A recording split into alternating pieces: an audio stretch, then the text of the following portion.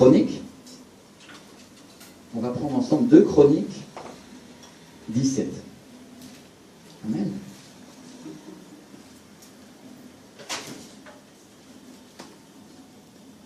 Deux Chroniques, chapitre 17. C'est dans l'Ancien Testament.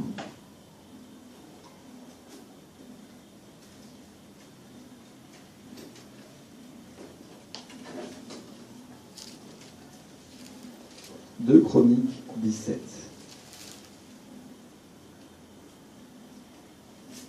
Alléluia. Et David nous dit, Josaphat, son fils, régna à sa place. Il se fortifia contre Israël. Il mit des troupes dans toutes les villes fortes de Juda et des garnisons dans le pays de Juda et dans les villes d'Éphraïm, dont Asa, son père, s'était emparé. L'Éternel fut avec Josaphat parce qu'il marcha dans les premières voies de David, son père, et qu'il ne rechercha point les Baals. Amen. Dieu a été avec Josaphat. Et mes frères et sœurs, qui est-ce qui n'a pas envie que le Seigneur soit avec lui? N'est-ce pas? Alors je veux qu'on comprenne bien ce que ça veut dire quand Dieu est avec nous. Vous connaissez la chanson et la parole qui dit quand Dieu est avec nous, qui sera contre nous, non? Amen. Et quand Dieu est avec nous, ça veut dire une chose tout à fait particulière, une chose tout à fait spéciale. Ça veut dire que nous avons la faveur de Dieu. Dites avec moi, faveur. Faveur de Dieu. Merci Seigneur. Et peut-être certains ils vont dire, pasteur, comment on fait pour obtenir la faveur de Dieu? Et puis, c'est quoi la raison pour laquelle Josaphat, il avait cette faveur de Dieu sur sa vie? Et on peut voir ça à la fin du verset 3, où la Bible nous dit qu'il marcha dans les voies de David son père, et il ne chercha point les Baals. Amen. Josaphat, il s'est tourné vers les chemins de David, et il n'a pas cherché les idoles et les démons. Si on prête un petit peu attention à ce qu'on vient de dire tout à l'heure, on va se rendre compte au verset 2 que la Bible dit de Josaphat, dans les villes d'Éphraïm, dont Asa, son père, s'était emparé. Alléluia. Dites avec moi, les villes d'Éphraïm. Les villes d'Éphraïm. Alors, un homme ne peut pas avoir 2 pères. C'est impossible, n'est-ce pas? En tout cas, physiquement. Je sais bien qu'aujourd'hui, il y en a qui croient un tas de choses comme ça, mais la nature et la biologie nous enseignent que c'est pas possible, non? Mais si on lit un petit peu la Bible, on voit que David était mort depuis longtemps. Et le livre des Chroniques en atteste. Et on trouve Salomon qui était monté sur le trône après la mort du roi David, son père. Salomon, c'était bien le fils naturel de David, non? Et puis son fils Roboam, puis Abias, dont on a parlé il y a quelque temps, puis Asa, puis enfin Josaphat. Dites-moi Josaphat. Donc David, c'était son arrière-grand-père. Alors pourquoi est-ce que la Bible dit que Josaphat a marché dans les voies de David, son père, si son père c'était Asa? Ben, tout simplement parce que le roi Asa c'était son papa naturel, mais le roi David c'était son père spirituel. Amen. Dites avec moi un père spirituel. Père spirituel. Pourtant Josaphat il aurait dû être comme son papa Asa. Le dicton populaire nous dit tel père, tel fils, n'est-ce pas? Et Asa c'était un homme qui avait fait des choses bien pour Dieu, mais qui à la fin de sa vie s'était fâché avec Dieu et il avait fait mettre le prophète en prison. Combien d'entre nous parfois on fait mettre le prophète en prison, non? Prison de notre cœur. L'homme de Dieu vient, il nous donne la parole du Seigneur, et nous on dit non, ça vient pas de Dieu, je veux plus entendre cet homme-là me parler. Et on fait que ce qu'on a envie, n'est-ce pas? Asa, à la fin de sa vie, parce qu'il n'était pas d'accord avec Dieu, il a fait mettre le messager en prison. Oui, il avait le pouvoir de mettre dans une prison physique, mais nous avons le pouvoir de mettre les messagers parfois dans une prison spirituelle. Je ne vais plus écouter cet homme de Dieu-là parce que... Alors c'est bien si tu n'écoutes pas un homme de Dieu qui dit des choses qui ne sont pas bibliques, ça gloire à Dieu, parce que c'est pas un homme de Dieu, il a des problèmes, non? On a parlé de ça avec un des frères ici tout à l'heure, non? Mais quand c'est une chose qui vient du Saint-Esprit, Quand Dieu me parle, et que ça vient de l'Esprit du Seigneur, mon frère, ma soeur, si je mets le prophète en prison, c'est Dieu que je refuse d'écouter.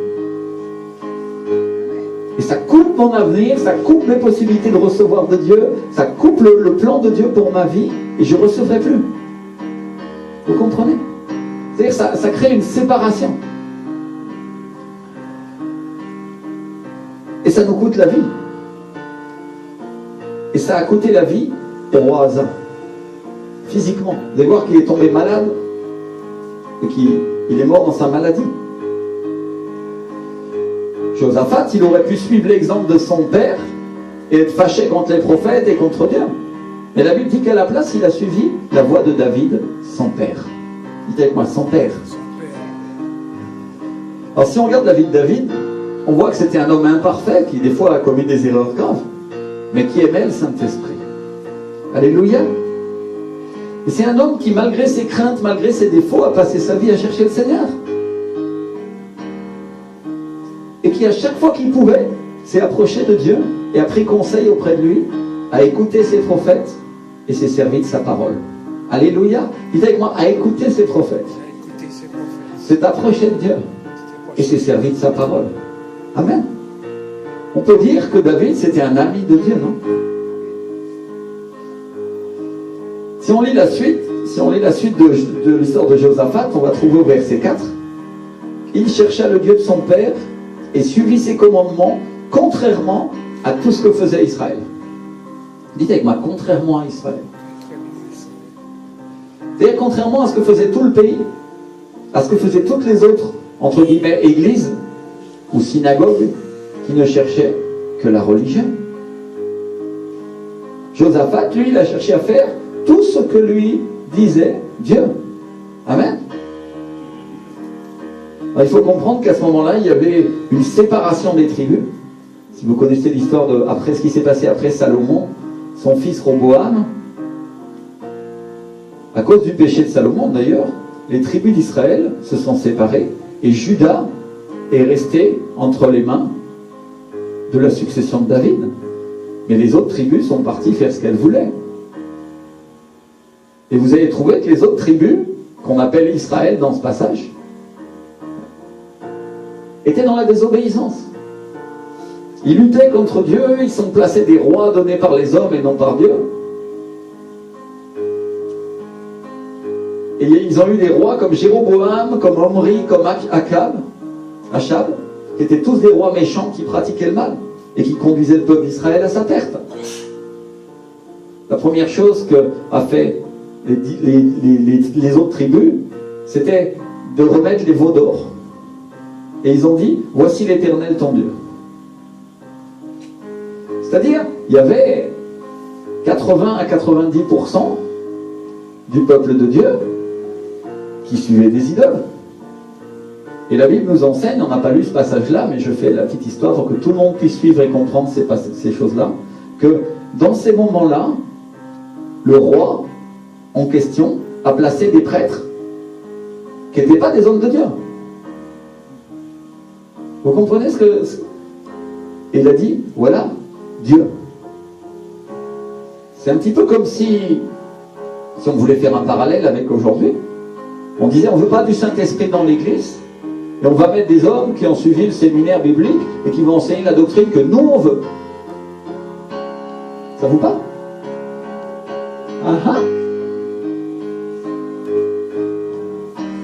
Et Judas là, non, c'est eux les traîtres, les rebelles et les désobéissants à Dieu.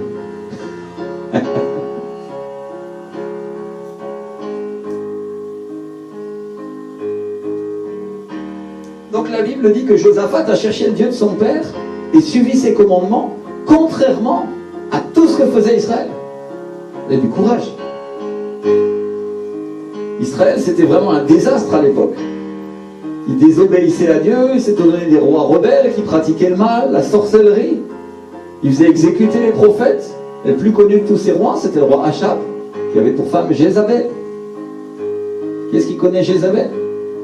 Une femme qui pratiquait la sorcellerie, qui tuait les prophètes. C'était eux qui étaient à la tête du royaume. forcément, quand la tête est mauvaise. Donc, je ne sais pas si vous imaginez le mauvais exemple que la tribu de Juda avait constamment sous ses yeux. Tous les jours, ils voyaient leurs frères en face, qui commettaient le mal. Ils disaient, nous sommes les vrais juifs, non? Et vous, vous êtes rien du tout.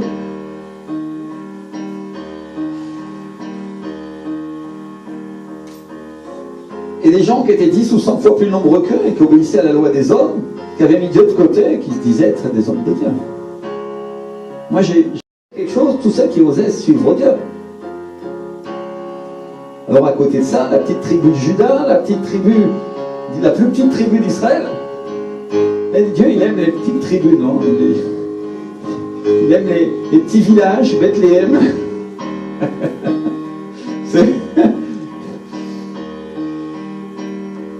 Il aime les plus petits de sa génération.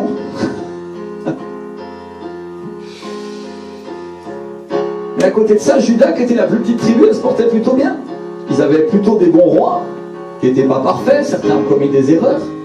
Mais Dieu était en sa faveur. Il disait que ma faveur de Dieu. Alléluia. On va parler de la faveur de Dieu aujourd'hui. Alors évidemment, la question c'est aujourd'hui, est-ce que tous ceux qui se disent chrétiens sont vraiment des chrétiens? Certains diraient sont des crétins parfois, pas des chrétiens. Je vous laisse le soin de répondre vous-même à ces genres de questions-là, non?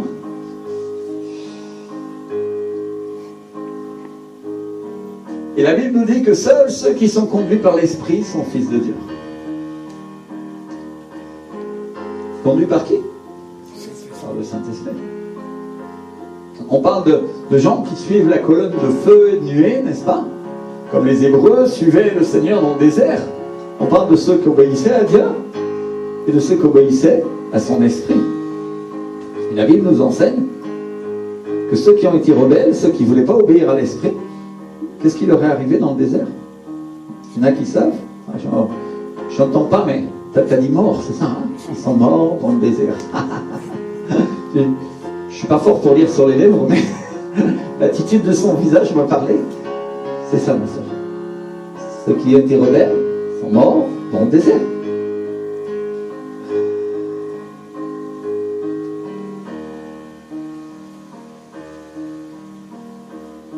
Et ceux qui sont arrivés à la terre promise ont été ceux qui ont obéi au Saint-Esprit. On va dire, bien sûr, ils ont obéi à Moïse. Alors pas tous, parce qu'il y en a qui ont tourné 40 ans dans le désert et c'est leurs enfants qui ont finalement obéi, n'est-ce pas? Parce que quand ils obéissaient à l'homme de Dieu, ils obéissaient à Dieu. Si pour autant, les paroles qui étaient dans sa bouche venaient de Dieu, bien sûr. Alléluia!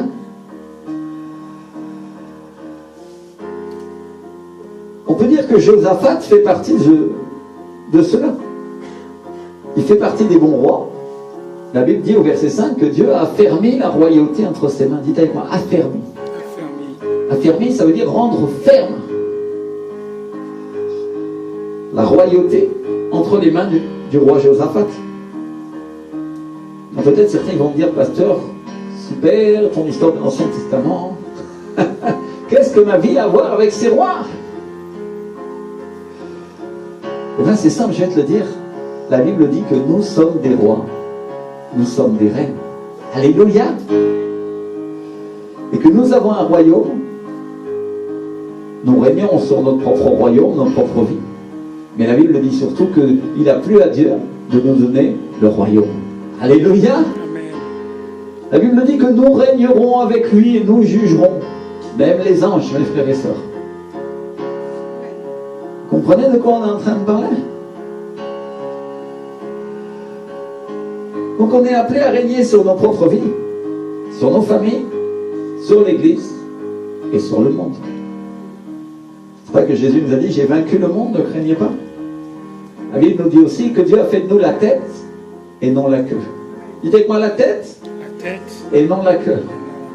Peut-être certains se disent que Vladimir Poutine, c'est un dirigeant qui a du pouvoir, même s'il est méchant. Ou je ne sais pas, d'autres. Mais la réalité, mon frère, ma soeur, c'est que toi et moi, on a plus de pouvoir que lui, à travers Jésus. Est-ce que tu savais ça? Nous régnerons avec lui. Si Vladimir Poutine ne se repent pas et ne demande pas pardon à Jésus pour ses péchés, accepte pas Jésus comme son Seigneur et son Sauveur, comme nous l'avons fait, nous serons là le jour où Dieu le jugera. Et nous participerons avec Dieu.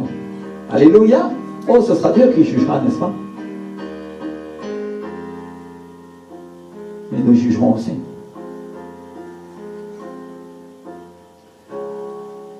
Donc Dieu nous appelle à dominer sur ceux qui ne connaissent pas.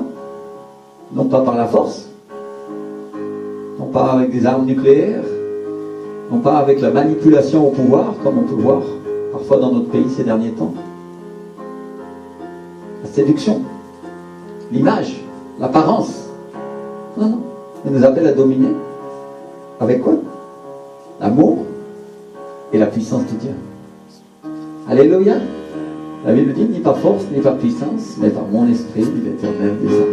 Donc, par le Saint-Esprit, nous pouvons dominer sur toutes ces choses. Nous avons l'autorité sur tous les pouvoirs, toutes les principautés, même naturelles, même au gouvernement. Peut-être certains d'entre vous, ils se désespèrent à cause du gouvernement qu'on a.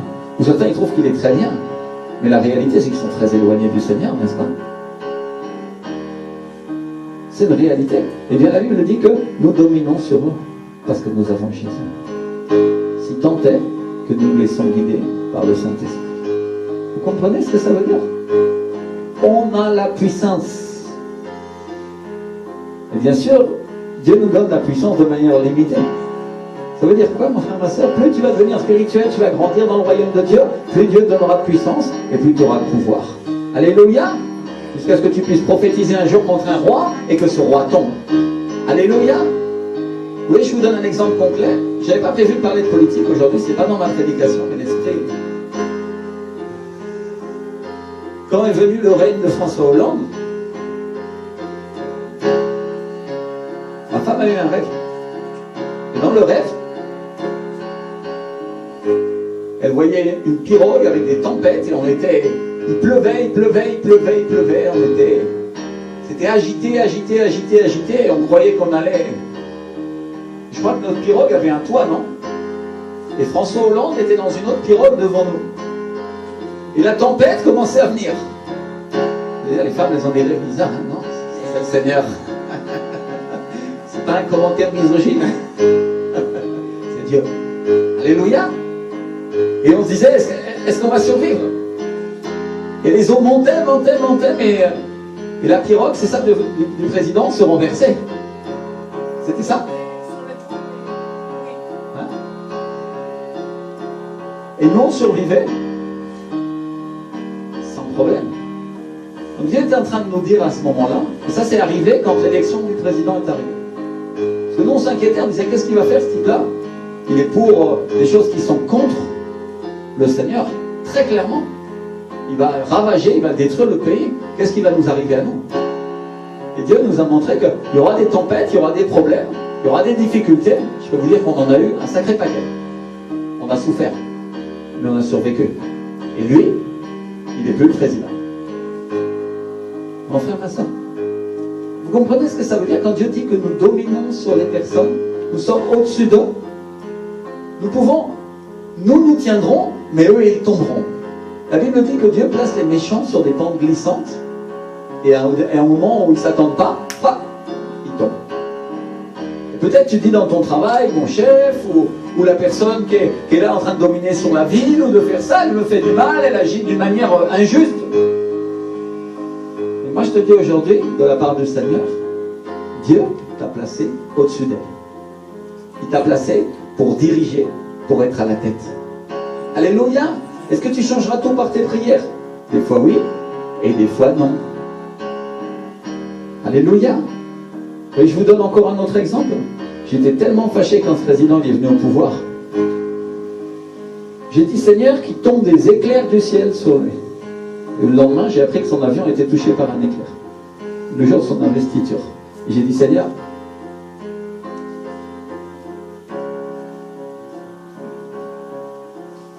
ma femme est témoin, elle était là. Gloire à Dieu. Aujourd'hui, si je voulais le faire, peut-être je prononcerais la même phrase, ça n'arriverait pas. Mais l'Esprit en toi, le te reprenne. Voilà l'avertissement. Et toute la presse a titré, le ciel est contre lui. Vous vous rappelez? Le ciel est contre lui. J'ai ri, j'ai dit. Après, il a commencé à marier les hommes ensemble, les femmes ensemble. Ça a été un beau bazar. Et la Bible nous enseigne que c'est une abomination, un homme qui couche avec un autre homme, etc., etc. Est-ce que Dieu leur en veut? Autant qu'à nous quand nous péchons, parce que tous les péchés sont égaux pour Dieu. C'est un péché comme un autre. Et c'est vrai que celui-là, il ne l'aime pas. Sinon, il n'y aurait pas eu Sodome et Gomorrhe, il n'aurait pas envoyé le feu du ciel. Parce que c'est un péché qui est contre la nature de Dieu. Dieu nous a fait hommes et femmes pour que nous ayons une relation et nous devenions une seule chair. Amen. Alors, ce que j'essaye de dire, quand je dis ça, à propos du roi Josaphat, qui suivait les voies de David son père, n'est-ce pas? C'est que Dieu nous a donné la puissance. Dites avec moi la puissance. Dieu nous a donné l'autorité et la capacité de diriger et de gouverner les choses du ciel, mais aussi les choses de la terre. Est-ce que demain tu iras à la mairie pour ordonner au maire de faire quelque chose? Peut-être tu ne le feras pas directement. Mais quand tu prieras, tu diras, Seigneur, bénis ce maire pour qu'il fasse des bonnes choses pour mon église, par exemple. Alléluia. Je voudrais vous donner un témoignage d'une sœur que j'ai entendue à Avivamiento, que je connais depuis longtemps, que j'ai rencontrée en 2008, qui est une servante de Dieu, et qui, vraiment, elle prie. On peut dire, elle prie. Ça, c'est sûr. Cette femme-là, elle s'occupe de toute la négociation des satellites, des choses comme ça pour la télévision de mon église. Et elle prie. Et il leur avait coupé un canal, non? Un canal d'accès de rediffusion.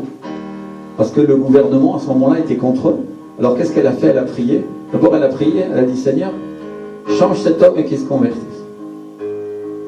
Comme l'homme ne se convertissait pas, elle a dit, quitte-le, Seigneur, et mets-en un qui sera en notre faveur. Et l'homme a été quitté, et un autre a été mis qui a été en leur faveur. Nous avons l'autorité sur le gouvernement, sur les décisions, et sur toutes choses. Et comme nous sommes parfois des enfants, et nous ne le savons pas, nous n'exerçons pas encore notre autorité, n'est-ce pas? Et on tombe dans le livre, je crois que c'est Ecclésiaste qui nous dit que l'enfant ne diffère en rien d'un esclave, alors qu'il est le maître de tout. Et quand il grandit, alors c'est plus la même chose. Vous comprenez pourquoi nous avons intérêt à grandir spirituellement parlant? Parce que si nous grandissons et nous obéissons au Saint-Esprit, nous contrôlerons et nous dominerons des choses dans notre ville, dans notre pays, dans notre famille. Amen. Donc quand Dieu dit qu'il va affermir la royauté entre tes mains, ça veut dire que non seulement il va te permettre de conserver ce qu'il t'a donné, mais il va t'en donner encore plus. Il va consolider ton pouvoir dans ce pays et dans ta vie pour que tu puisses y faire avancer son royaume. Alléluia.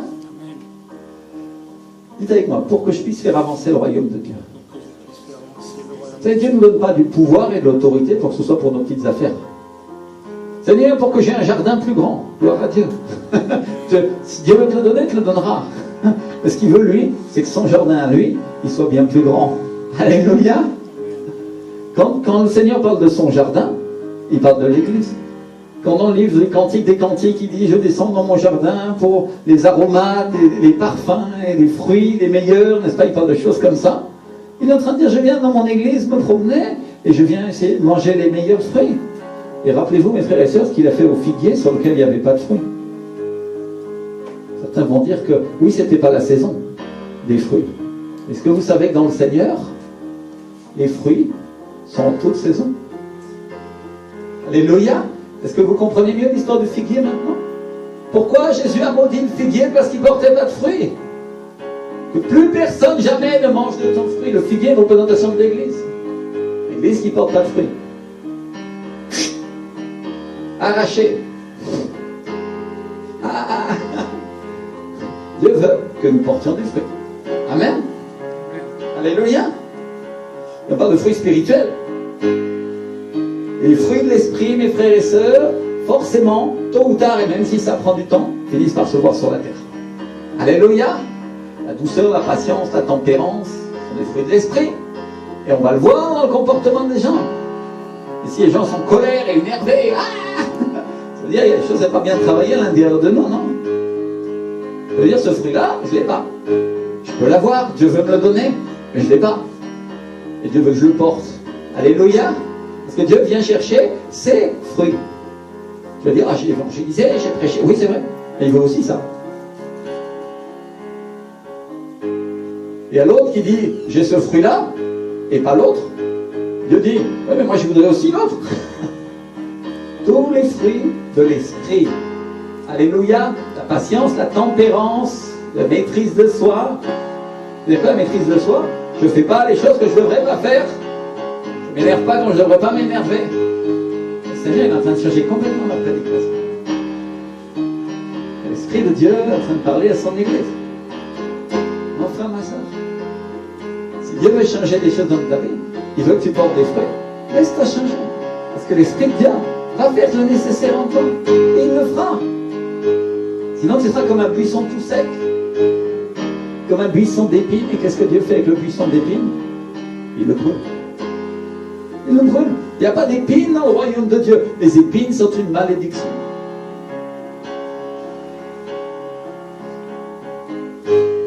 Donc nous devons grandir pour que nous puissions faire avancer son royaume. Alléluia, dis avec moi, je dois grandir. Je vais être plus fort en Christ. Je vais être un véritable serviteur, une véritable servante. Alléluia. Je parlais avec mon frère tout à l'heure et on parlait, je lui disais, aujourd'hui la tête c'est l'Amérique latine. Il y a 50 ans, c'était les Américains. Et l'église aux États-Unis, elle est en descendant, elle remonte en ce moment. Mais aujourd'hui, Dieu a donné le flambeau et la torche au ministère d'Amérique latine.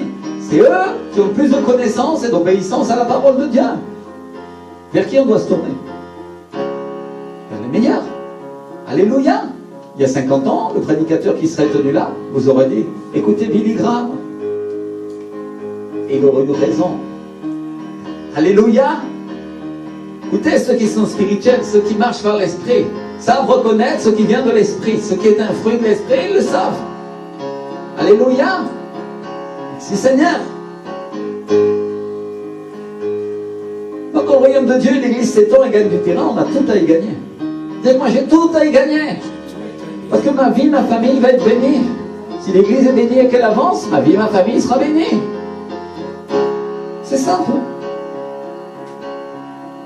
Parce que ça va être autant de paix, de joie et de bénédiction que moi et mes enfants, nous allons hériter ensuite après. Dis avec moi, moi et mes enfants. Je fais que t'inspirer la prière. Tu n'es pas en train de prier pour moi, tu pries pour toi. Moi et mes enfants. Alléluia. Nous hériterons de la promesse d'avoir une église prospère, qui grandit, qui porte du fruit. Nous serons bénis, nous serons dans la joie, nous serons remplis du Saint-Esprit. On vient d'être remplis du Saint-Esprit ce matin. Alléluia. Pourtant, ça n'avait pas l'air évident qu'on est arrivé au début, non? C'est que le début, moi, je veux le dire. Gloire à Dieu, n'est-ce pas? Merci Seigneur. Donc l'Esprit du Seigneur va s'emparer de l'Église avec puissance, il a dit tout à l'heure, et il va commencer à lui faire porter du fruit. Et il va y avoir une accélération. Écoute bien ça, mon frère, ma soeur. Il va y avoir une accélération dans ta vie chrétienne. Il y a une accélération dans l'Église. Et l'Esprit du Seigneur m'a dit, quand tu vas rentrer de Colombie, toi et ta famille, vous allez être bénis. Et ton Église va avancer à puissance 1000. Et ce sont ses propres mots, mon frère, ma soeur. C'est pas les mots du pasteur. Dieu a dit à puissance 1000. Et mon frère, ma soeur, je ne sais pas ce que ça veut dire à puissance 1000. Juste, je me l'imagine. Est-ce que ça veut dire plus vite, plus fort? Ça veut dire plus vite et plus fort? Je ne sais pas. On peut le supposer.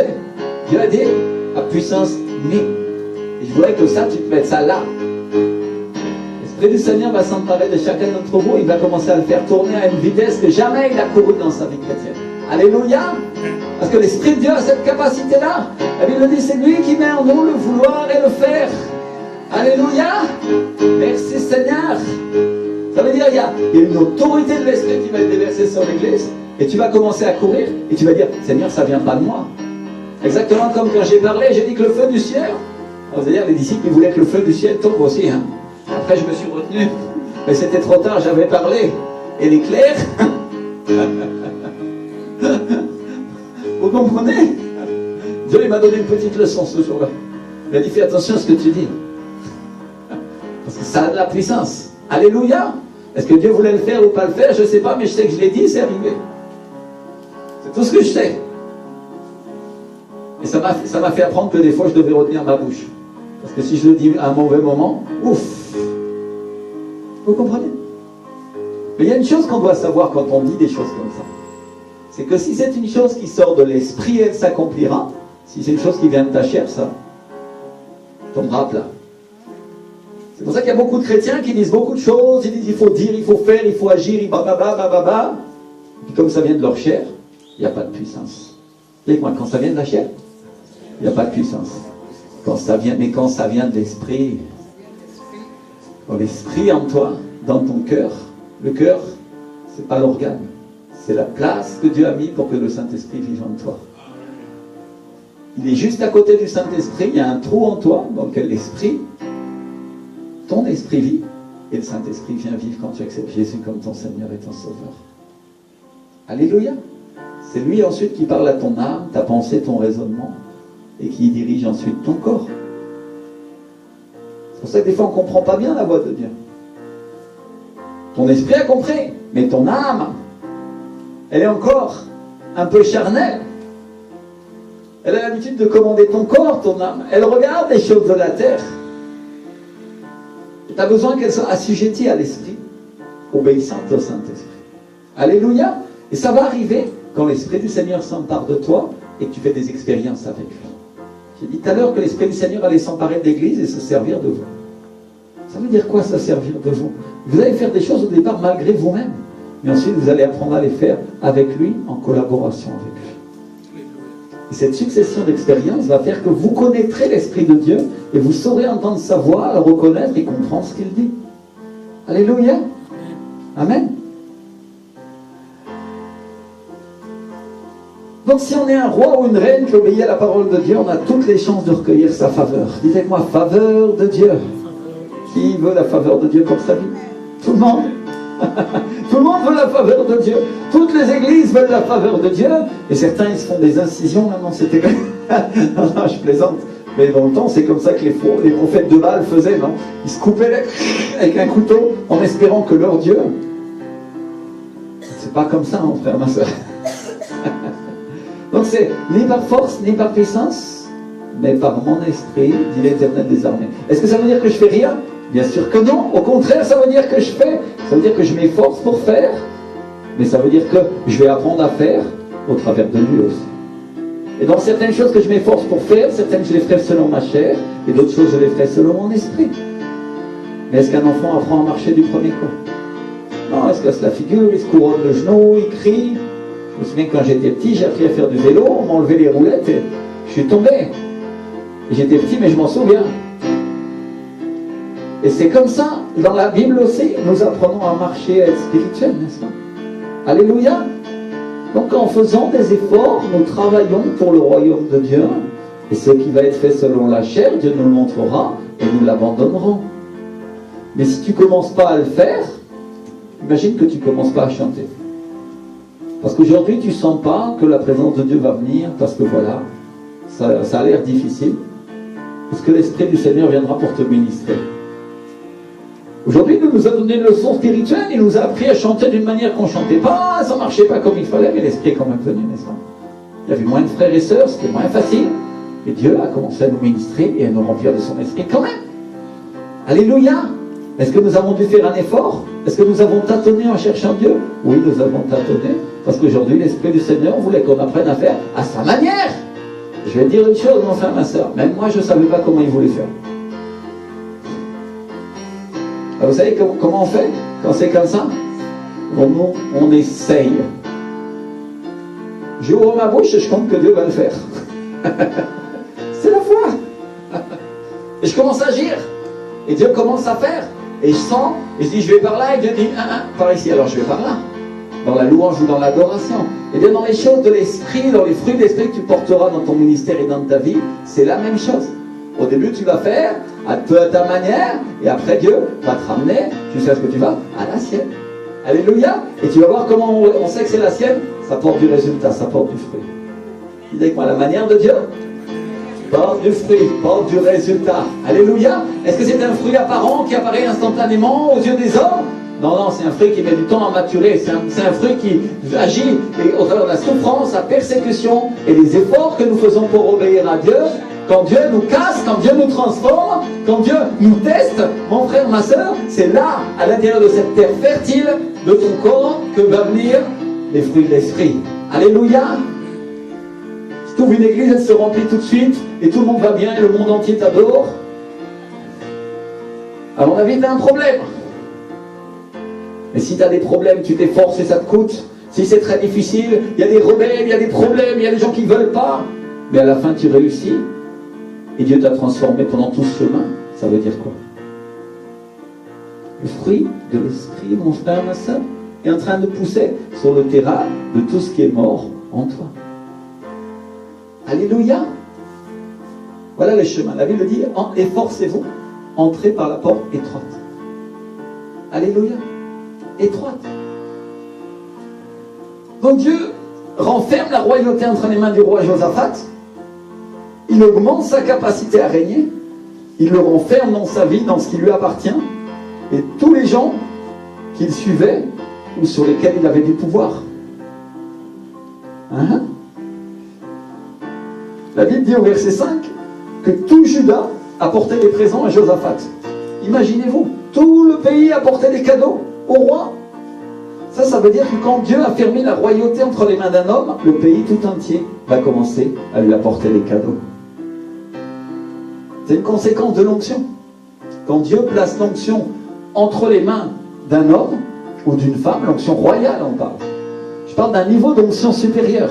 Quand Dieu place ce niveau d'onction supérieur sur un homme ou une femme de Dieu, qu'est-ce qui se passe? Le pays tout entier, dans le royaume de Dieu, commence à lui apporter des cadeaux. Moi j'ai expérimenté ça, j'ai vu ça. Et je l'ai compris parce que ça c'est ce qui se passe quand on prêche dans une église et que les gens reçoivent l'onction. J'étais surpris au début de mon ministère. Je me souviens qu'on a été voir mon pasteur à Madrid parce qu'il passait à la télévision en Espagne. Et puis là on a connu un pasteur qui nous a invités au Pays Basque espagnol et on est allé prêcher chez lui. Et c'est une des premières fois. C'était arrivé une fois dans l'église, chez nous, quand on commençait, mais c'est une des premières fois où quand j'ai imposé les mains, et ma femme a imposé les mains, les gens commençaient à tomber remplis du Saint-Esprit. Et nous on était là, alléluia, ça commence notre ministère, c'est super. Non, Dieu mettait un petit peu. Mais on a été encore plus surpris parce qu'après le culte, tous les gens sont venus et ils ont apporté des cadeaux. Et on a dit, qu'est-ce qu'ils veulent ces gens-là? Qu'est-ce qui se passe? Et ils ont commencé à apporter, ils m'ont fait des choses et à ma femme ils lui ont fait même une robe. Ils sont devenus fous. Et certains ils nous ont invités au restaurant la semaine d'après, je ne sais pas quoi. Et on a dit, mais ouf, je ne dis pas ça pour vous nous offriez quoi que ce soit. Hein. Comprenez-moi bien. Mais je dis que quand l'onction est sur la vie d'une personne, la faveur de Dieu commence à se déverser et le peuple de Dieu qui a reçu veut honorer le ministère et veut honorer le Seigneur. Alléluia. Je l'ai vu au travers de mon frère, le pasteur Gustavo aussi, que quand nous on a reçu l'onction, la première chose que j'ai fait c'est de lui acheter un parfum hors de prix pour sa femme. J'ai couru, je voulais. J'avais un désir dans mon cœur d'honorer l'onction qui a le ministère, le manteau qu'il y avait sur sa vie. Vous comprenez? Donc ça m'est arrivé à moi dans les deux sens. J'ai reçu et j'ai aussi donné. Alléluia. Josaphat, dites avec moi Josaphat. Et c'est une manière d'exprimer la reconnaissance envers Dieu. Donc Dieu bénit Josaphat et il lui montre sa faveur. Dites avec moi faveur de Dieu.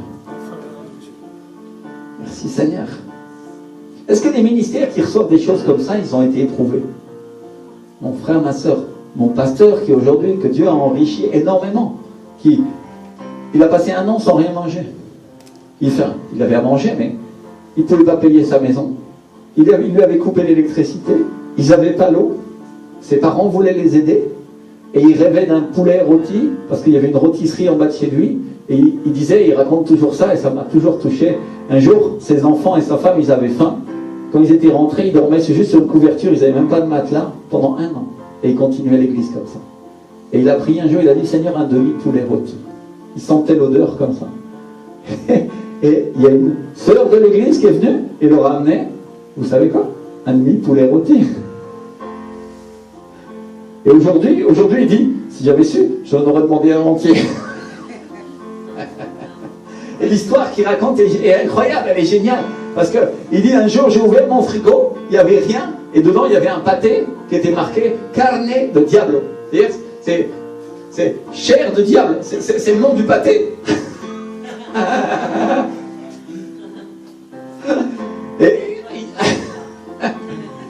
mais vous savez quoi?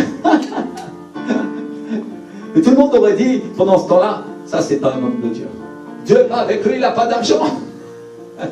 Il n'est pas prospéré, il n'est pas béni. Vous voulez savoir quoi? Aujourd'hui, c'est un des hommes les plus prospères de Colombie.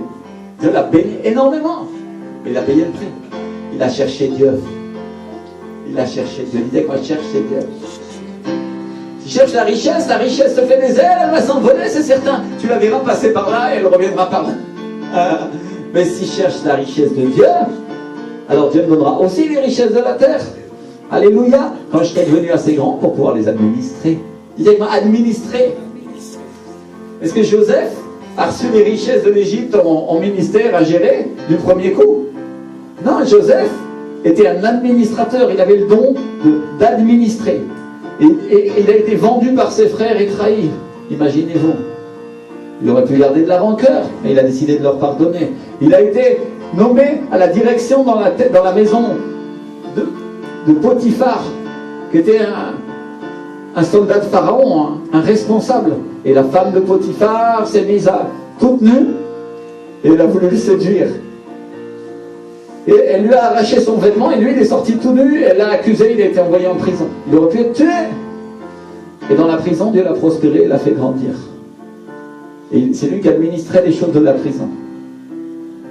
Et un jour, le pharaon s'est souvenu de lui parce qu'il expliquait les rêves, il avait l'interprétation des rêves. Et qu'est-ce qui s'est passé ensuite? Dieu l'a placé à la tête de tout l'Égypte. Il était le premier ministre. Alléluia! Pour un conseil spirituel donné par un homme de Dieu, Dieu a transformé toute l'Égypte. Certains pensent que c'était du temps de Ramsès II. Et pendant toute l'Égypte où il y a eu les 7 années de famine et les 7 années de bonne récolte, mon frère, ma soeur, Dieu a béni et a sauvé à travers Joseph le peuple juif, la famille de Joseph. Et toute l'Égypte a été sauvée de la famine. Joseph a été placé à la tête, il était la tête et non la queue. Est-ce qu'il a souffert? Est-ce qu'il a été testé? Oh oui, il a été testé. Oh oui, il a été durement traité. Oh oui, il a subi l'injustice, la trahison, la méchanceté, l'accusation, toutes choses. Est-ce que pendant toutes les années où il était dans les prisons, où il était esclave, on aurait dit c'est un homme de Dieu? Mon frère, ma soeur, c'était le plus grand des hommes de Dieu. Un des plus grands. Alléluia. Et quand est venu son temps, le fruit a commencé à pousser. Il a mal le fruit. Et mon frère, ma soeur, un vrai chrétien, une vraie chrétienne désire ce fruit. Et il veut le faire pousser. Et il va chercher à conduire par l'Esprit du Seigneur pour pouvoir porter ce fruit-là. Amen. Merci Seigneur. Donc tout le pays lui apporte des cadeaux à Josaphat. Et la Bible dit qu'il a eu en abondance des richesses et de la gloire. Je suis désolé pour ceux qui croient que la pauvreté, ça vient de Dieu. Parce que la Bible nous dit le contraire. Elle dit que, parce que Josaphat a suivi les voies de David, au lieu de faire comme tout Israël, Dieu lui a donné. Dieu lui a donné quoi? Les richesses. Et quoi? Et la gloire. La gloire de Dieu, c'est le Saint-Esprit. Alléluia. Est-ce qu'il avait de la reconnaissance? La fama, comme on dit en espagnol. Comment on traduirait ça? Le succès. Est-ce qu'il avait du succès? Oh oui, il avait du succès. Oh oui, il était connu, n'est-ce pas? Comme un grand roi. Vous comprenez ce que ça veut dire? À un moment, parce que Dieu vous a humilié, Dieu vous fera connaître ensuite. Amen. N'en déplaise à ceux qui pensent qu'il ne faut pas avoir de succès parce qu'ils veulent être humbles. C'est de la fausse humilité, c'est de la religiosité. Ça. La vraie humilité, c'est de croire que Jésus veut nous élever. Alléluia. Est-ce que pour autant, ça ne fait pas de lui une personne simple? Je peux parler de mon pasteur, je l'ai rencontré. J'ai été avec lui là pendant le congrès, un instant. Et j'ai vu la personne la plus humble que je connaissais. Il a payé le prix.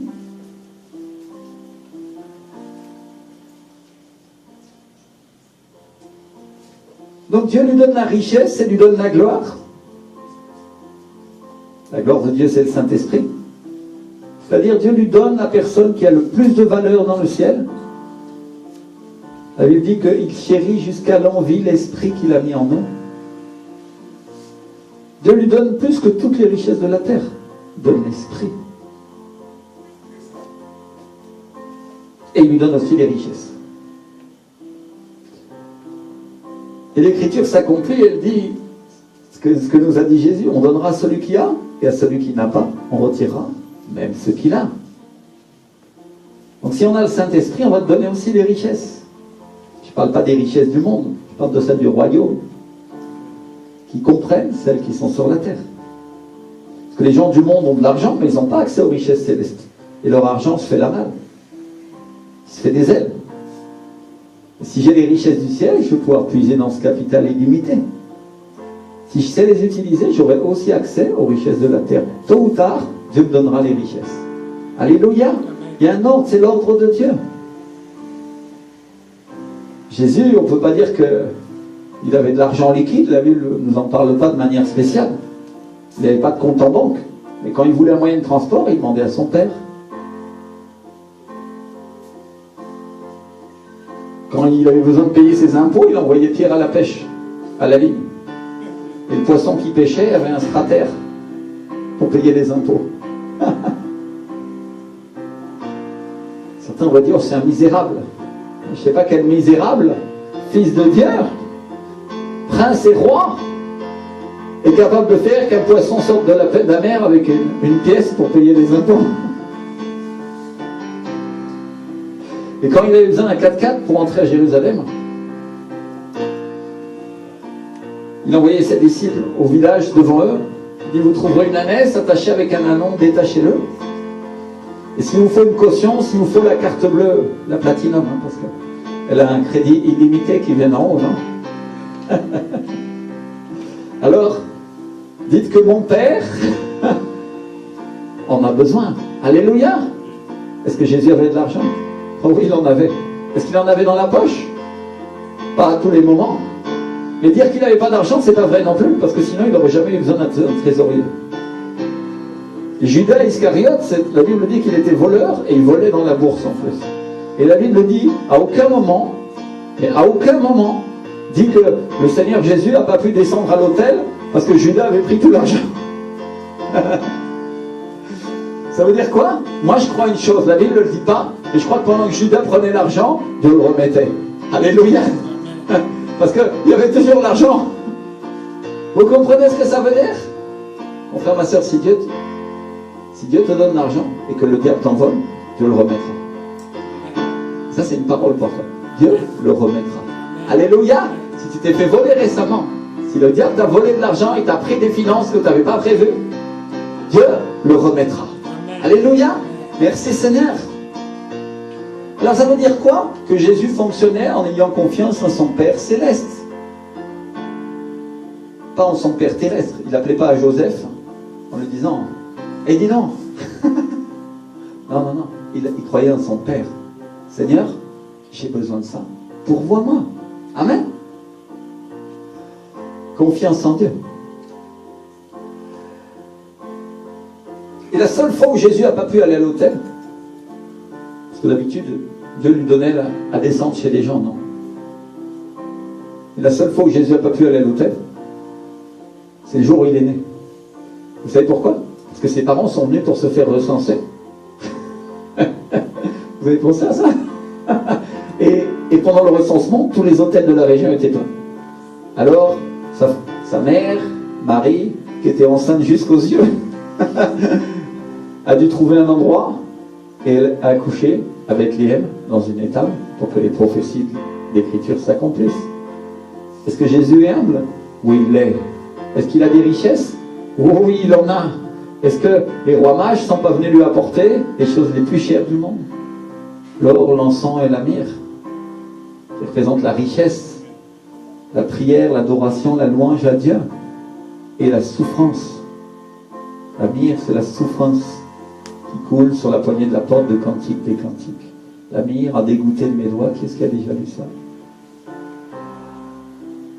C'est la femme qui veut ouvrir au Seigneur, qui veut rentrer dans sa chambre. L'Église, Cantique des Cantiques, c'est l'histoire d'amour de l'Église et de Christ. Elle dit, j'ai retiré ma robe, est-ce que je la remettrai? La myrrhe a dégoûté de mes doigts, la souffrance. Mais mon bien-aimé, elle parle de Jésus. Il est le plus beau des fils de l'homme. Alléluia. Si vous lisez Cantique des Cantiques, vous allez voir combien d'adoration, combien de gloire est donnée à Jésus-Christ de Nazareth par l'Église. Comment elle le décrit comme de vermeil. Et tellement de choses magnifiques que Dieu, qu'elle dit à l'égard de Dieu. Donc est-ce que Jésus a de la valeur? Oui, il en a. Et est-ce qu'il a de l'argent? Oui, il en a, bien sûr. Est-ce que l'Église peut en avoir? Est-ce qu'une femme, quand elle est mariée, son mari pourvoit à ses besoins? En principe, oui. Est-ce que Dieu ne va pas pourvoir aux besoins de son Église? Est-ce que nous ne sommes pas les enfants du Seigneur? Est-ce que Dieu ne pourvoira pas nos besoins selon ses richesses en gloire? Alléluia. Est-ce que nous pouvons nous aussi apprendre à être conduits par l'Esprit et avoir confiance en Dieu?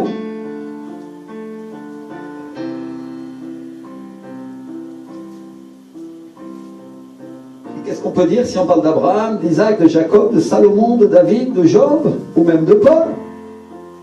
Tous étaient riches, et quand ils n'avaient pas d'argent, Dieu les enrichissait. Et il y avait un principe qui les accompagnait toujours. Ça, c'était l'humilité. Dites-moi, humilité. Et confiance en Dieu. Parce que la Bible ne dit pas qu'Abraham était hautain et arrogant et qu'il méprisait les pauvres. Elle ne dit pas qu'il se comportait comme un riche du 16e. N'est-ce pas? Non. Pour se mettre en valeur, pour montrer qu'il avait plus d'argent que les autres. Non, au contraire. Et Jésus nous a montré l'exemple. Il était le maître de tout et il était humble. Et il est rentré à Jérusalem assis sur un ânon et pas sur un cheval parce qu'il voulait montrer que les richesses d'en haut se méritent. Alléluia. Et que Dieu résiste aux orgueilleux, mais que Dieu se révèle aux humbles. Il a voulu montrer qui il était, quelle était sa nature pour que nous puissions la suivre. Dites avec moi la nature de Dieu. Pour que nous puissions la suivre et hériter de ses richesses. Amen. Comprenez que dans l'héritage, dans le testament que Dieu nous a laissé, il y a des conditions d'impossibilité. Vous avez regardé déjà des films dans lesquels les gars, ils héritent d'un testament incroyable parce que l'oncle de je ne sais pas quoi est milliardaire. Et dans le testament, le type, il a écrit qu'ils doivent s'occuper de son chien, sinon ils n'auront pas l'héritage, je ne sais pas quoi, comme bêtise, par exemple. Il y a des conditions, non? Eh bien, de la même manière, mes frères et sœurs, dans l'héritage du royaume de Dieu, il y a des conditions. Pour que, si nous ne sommes pas humbles, nous ne pouvons pas hériter de ces choses-là. Vous avez entendu ce que j'ai dit? Vous voulez les richesses de Dieu? Dieu dit une première chose, humilité. Numéro 1. Numéro 2, confiance en Dieu. La confiance en Dieu, ça veut dire, si on parle du domaine financier, même si je n'ai pas d'argent, Dieu pourvoira. Même si c'est grave, même si je suis menacé, même si je ne sais pas quoi, c'est pas grave, Dieu pourvoira. Quoi qu'il se passe, Dieu pourvoira. Si je suis mis en prison, Dieu pourvoira. Dieu me sortira. Pierre a été mis en prison. Dieu l'a fait sortir. Alléluia. D'autres ne sont pas sortis. C'est ça la foi. Humilité, confiance en Dieu. Aujourd'hui, ça c'est 2 clés que le Seigneur veut vous laisser. 2 clés qui vous permettront d'obtenir les richesses d'en haut et parfois aussi, parce que ça va avec, celle d'en bas. Alléluia.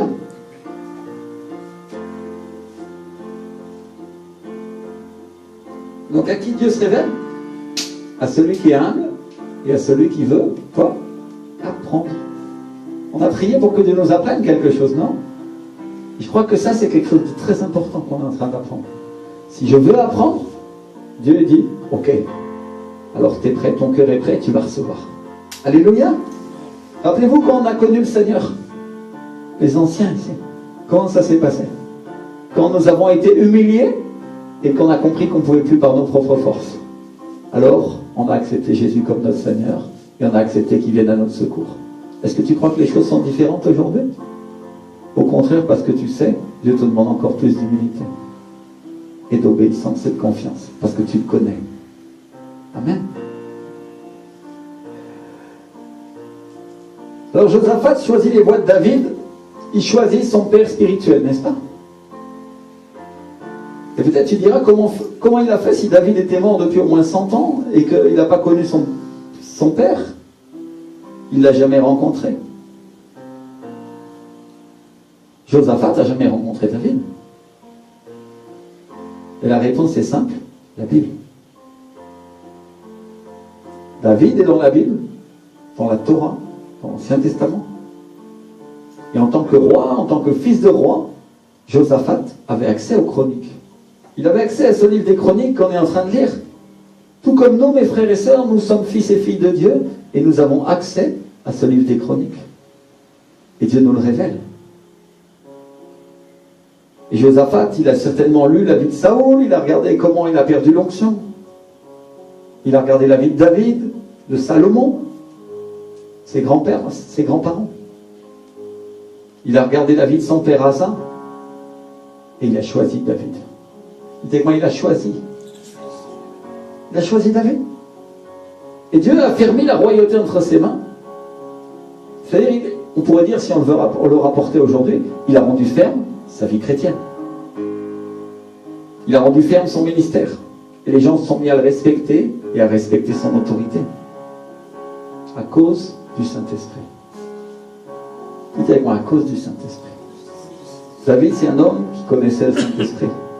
Quand il dit, a suivi les voies de David, si vous regardez l'histoire de David, qu'est-ce qu'il a fait? David a ramené l'Arche d'Alliance, dans lequel se trouvait la présence du Saint-Esprit, et il l'a ramené à Jérusalem, à la tête de la nation. Voilà ce que David a fait.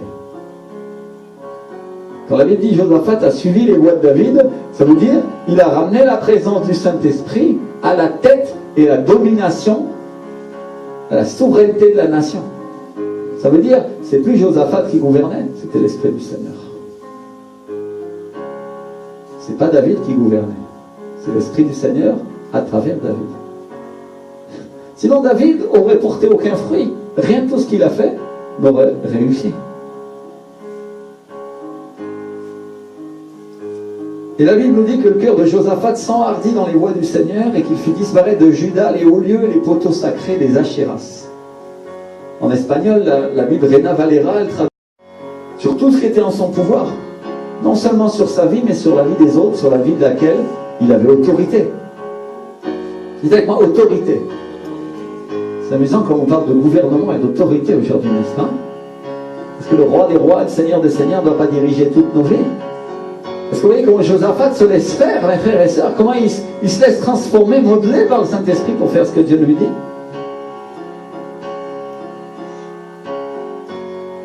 Et ça, c'est l'image d'un homme ou d'une femme qui trouve Dieu, qui a une rencontre avec le Saint-Esprit, qui reçoit l'onction, qui voit la bénédiction de Dieu, et ça lui donne le courage de quitter tous les péchés, toutes les images de faux dieux en lesquels lui et sa maison adoraient. Vous savez, l'idolâtrie, c'est pas seulement adorer des statues.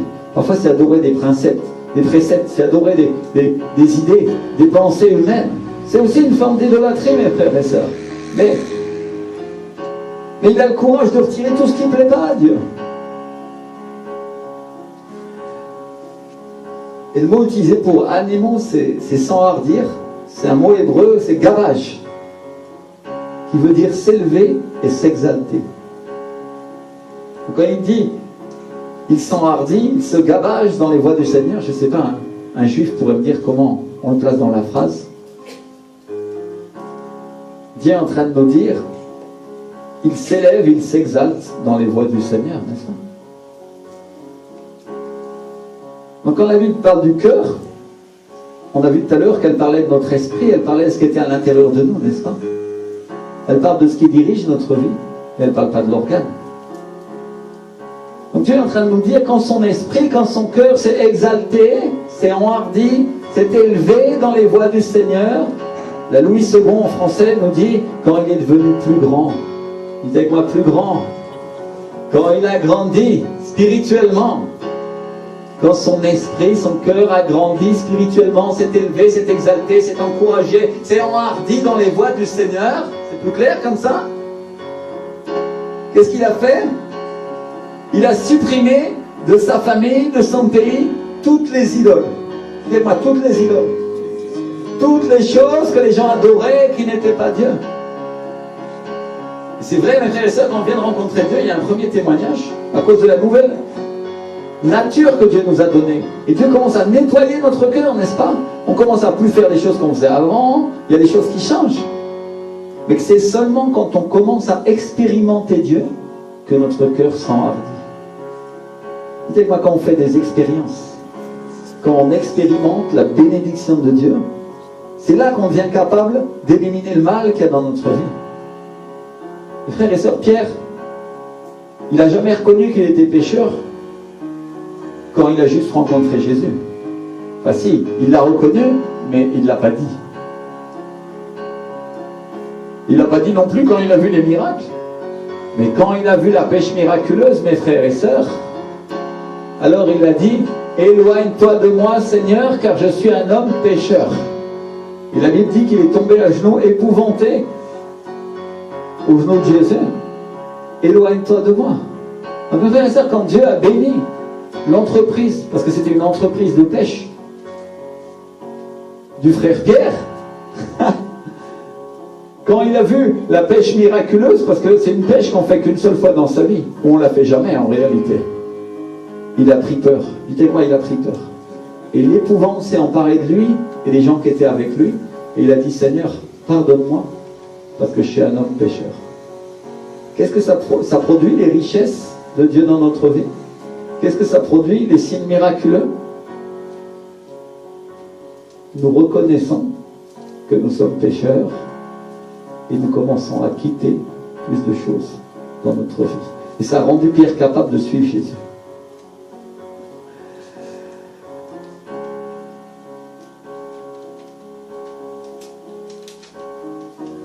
Donc c'est là que notre cœur s'enhardit et puis qu'on devient capable de changer tout ce qui ne va pas dans notre vie ou tout ce qui ne va pas dans notre pays. Josaphat, c'était un restaurateur. C'était pas un restaurateur du royaume de Dieu. Restaurateur. Et le fait qu'il marche dans les voies de David, ça lui a permis de recevoir de Dieu plusieurs choses. La richesse spirituelle, la richesse matérielle et le courage dont il avait besoin pour mettre par terre les principautés du diable dans son pays. C'est quoi le courage? Il faut du courage pour abandonner des choses qu'on faisait et qu'on ne devrait pas faire. Il faut du courage. C'est quand on expérimente ça qu'on devient capable de le faire. Alléluia. Et Dieu lui donne la capacité, la fermeté nécessaire à établir le royaume de Dieu dans sa vie. Et il lui donne les richesses et la gloire. Il le change en une autre personne. Alléluia. Tout le monde a lu déjà que même le roi Saoul, quand il a été touché en compagnie des prophètes, quand l'onction était là, la Bible dit qu'il a été changé et transformé en une autre personne. Il y a eu une transformation complète sur sa vie. Et donc Josaphat, c'est ce qui se passe, il y a une transformation dans son cœur. Et Dieu fait de lui une personne plus radicale et il l'équipe pour le rendre capable d'affronter les ennemis de son cœur. Donc qu'est-ce qui va se passer quand Dieu t'aura rendu ferme, quand tu auras grandi spirituellement, tu vas devenir capable d'affronter les ennemis de ton cœur. Et tu vas recevoir la capacité de régner sur ta vie et peut-être sur la vie d'autres personnes. Alléluia. C'est ça le ministère, c'est ça la famille. Ceux qui sont des chefs de famille, Dieu les appelle à régner sur leur famille, pas comme des tyrans, mais comme des gouvernants. Alléluia. Le ministère, c'est la même chose, c'est sur l'église. Et la troisième chose que fait Josaphat, c'est quoi la troisième chose? C'est qu'il nomme des chefs qui sont capables d'enseigner la parole de Dieu pour aller l'enseigner dans tout le pays. C'est-à-dire, il ne la garde pas pour lui. Au contraire, il la partage avec tout le monde. Et on va lire ensemble les versets 7 à 9, qui sont 2 Chroniques 17.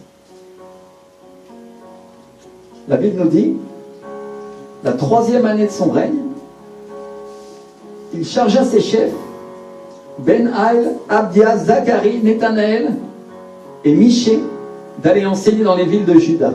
Il envoya avec eux les Lévites, Shemajéa, Netania, Zébadia, Azaël, Shemiramoth, Jonathan, Adonijah, Tobijah et Tob-Adonijah, Lévites, et les sacrificateurs Élishama et Joram. Ils enseignèrent dans Juda, ayant avec eux le livre de la loi de l'Éternel. Ils parcoururent toutes les villes de Juda et ils enseignèrent parmi le peuple. Dites-moi, ils enseignèrent. Donc le mot utilisé pour chef, c'est le mot sar, qui veut dire chef, capitaine, commandant. On peut traduire ça commissaire général, gouverneur, maire ou prince. C'est pas que nous parlions d'autorité tout à l'heure? Et dans le royaume de Dieu, dans la loi de Moïse particulièrement, on désignait en chef des hommes qui étaient capables, qui avaient la crainte de Dieu, des hommes intègres, des gens qui détestaient la fraude et les gains illicites. Et ça, c'est le principe de Jéthro. Dites-moi le principe de Jéthro. Qui connaît ce principe? Qui a déjà entendu parler du principe de Jéthro? Personne? Jéthro, c'était le beau-père de Moïse, le papa de Séphora. Et il a donné un conseil inspiré par l'esprit à Moïse dans le désert. Quand il est revenu avec le peuple de Dieu qui était esclave en Égypte, Moïse, il était à la tête de 400 000 hommes. 400 000 personnes. Vous imaginez l'église de Moïse? 400 000 personnes dans le désert. Il n'y avait pas de siège. Tout le monde assis par terre sur des tapis, dans des tentes. Et lui, il était à la tête d'une église de 400 000 personnes. Et sûrement autant de femmes et beaucoup d'enfants. Parce que la Bible, à cette époque-là, compte uniquement les hommes. Donc quand la Bible dit 400 000 personnes, tu peux ajouter à peu près la même quantité de femmes et tous les enfants qui vont avec. C'est-à-dire une église énorme. Des gens sauvés. Et la Bible dit qu'il s'asseyait pour juger le peuple et que le peuple se tenait devant lui du matin au soir. Le matin, il s'asseyait et il jugeait les affaires des gens, les litiges, les problèmes spirituels ou physiques. Celui-là s'est disputé avec moi, il m'a volé les choses dans ma tente, et l'autre, et toute la journée, il s'occupait de ces choses-là. Et son beau-père, il lui a dit, Moïse, ce que tu fais est mal parce que tu vas t'épuiser, tu vas épuiser ce peuple qui est avec toi, et tu ne pourras pas y arriver seul. Sois l'interprète du peuple auprès de Dieu, et porte les affaires devant Dieu. Dites-moi, porte les affaires devant Dieu.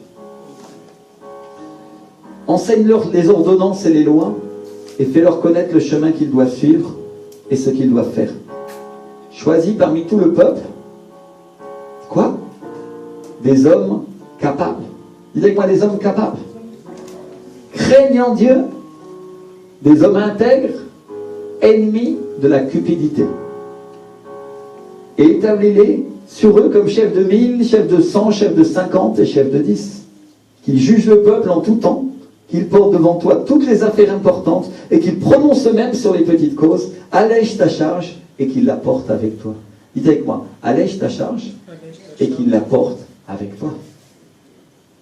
Si tu fais cela et que Dieu te donne des ordres, tu pourras y suffire et tout ce peuple parviendra heureusement à sa destination. Alléluia. Donc ça, c'est le principe de Jéthro, mes frères et sœurs. Jéthro, le beau-père de Moïse, qui était le sacrificateur de Madian, qui était le papa de Séphora aussi, la femme de Moïse. Et il lui donne un principe d'action à travers la Bible, qu'on retrouve aussi à travers les serviteurs du Nouveau Testament. Des hommes capables, des hommes qui craignent Dieu, des hommes intègres, ennemis de la cupidité, des gens qui ne sont pas là pour s'enrichir. Si vous regardez dans le Nouveau Testament, vous allez voir que ça, c'est exactement ce que l'apôtre Paul dit pour être évêque ou diacre. Exactement. La même chose. Et depuis ce temps-là, quand on nommait des chefs, quand on déléguait des tâches, quand on leur partageait un travail à faire, on nommait des gens comment? Des gens capables, des gens intègres, ennemis de la cupidité, des gens qui n'étaient pas là pour l'argent, qui n'acceptaient pas des pots de vin. Et donc Ézéchias nomme des chefs, et il nomme des gens comment? Des gens capables, des gens intègres, ennemis de la cupidité, des gens qui ont la crainte de Dieu. Alléluia. On ne parle pas d'une peur panique. On parle d'avoir un respect et de rendre honneur à Dieu et d'obéir au Seigneur dans toutes ses voies. Alléluia. Merci Seigneur. Le Seigneur me dit de vous lire quelque chose qu'il m'a donné ce matin et je n'avais vraiment pas prévu de vous partager, mais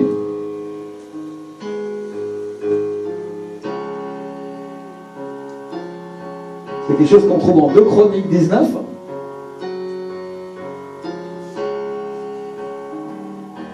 C'est Josaphat à nouveau qui dit ça. Où il dit: maintenant que la crainte de l'Éternel soit sur vous, veillez sur vos actes, car il n'y a chez l'Éternel notre Dieu ni iniquité, ni égard pour l'apparence des personnes, ni acceptation de présent. Alléluia. Il envoie des gens qui sont sages, qui ont la crainte de Dieu, et il leur dit maintenant: faites bien attention à ce que vous allez faire, parce que Dieu ne fait pas exception de personne, on ne peut pas le corrompre, on ne peut pas tricher avec lui. Et je vous envoie en son nom. Alléluia. Vous comprenez? Et il dit au verset 10, dans toute contestation qui vous sera soumise par vos frères, vous agirez de la manière suivante: dans la crainte de l'Éternel, avec fidélité et intégrité de cœur. Et mon frère, ma soeur, voilà ce que le Seigneur demande aux personnes de cette église, et spécialement aux anciens. Vous agirez dans la crainte de l'Éternel et la fidélité de cœur. Tous ceux qui vont servir le Seigneur, tous ceux qui vont produire du fruit pour le Seigneur, tous ceux qui vont produire un service, Dieu dit: vous agirez dans la crainte de l'Éternel. Alléluia. Si Seigneur. Avec fidélité et intégrité de cœur. C'est très très important. Mon cœur doit être intègre devant Dieu. Parce que quand j'agis et j'obéis et je sers le Seigneur, je ne dois pas oublier qui est le maître, qui est le patron. Alléluia. Merci Seigneur.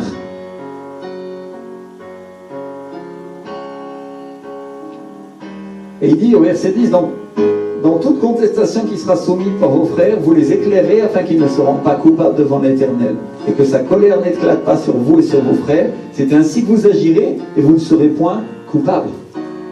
Donc c'est quoi le travail des hommes et des femmes que Dieu a placé là, que Josaphat envoie enseigner la parole de Dieu dans tout le pays? Et quoi faire? Éclairer les frères et les sœurs.